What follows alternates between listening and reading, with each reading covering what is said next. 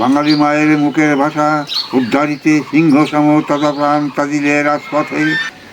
দর্শক, বয়স একটি সংখ্যা মাত্র, তা আবারও প্রমাণ করলেন ৮০ বছর বয়সের বৃদ্ধ শামসুর রহমান।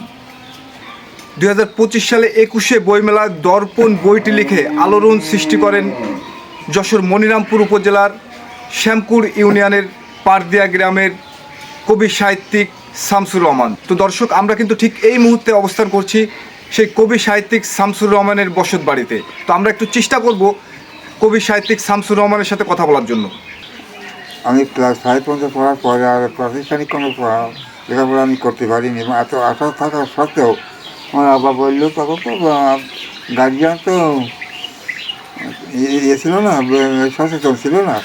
তুমি যদি লেখাপড়া করতে চাও তাহলে আমার সংসারটা চলে না। তাই আমি কাজকর্ম করেছি। আর কিন্তু পড়তে পারি, কিন্তু অদম্য ইচ্ছা থাকার কারণে আমি যেখানে সেখানে বই পাতাম। সে সময় বইগুলো আমি বহু বই পড়েছি। আমি প্রায় 14,000 উপন্যাস পড়েছি শুধু।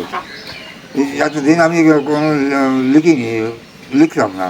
তো ওই আমার পুতাশারি বললো যে, ওরা তুই দিলাম দিদি কী লিখতে পারিস। তাই আমি লেখা আরম্ভ করি।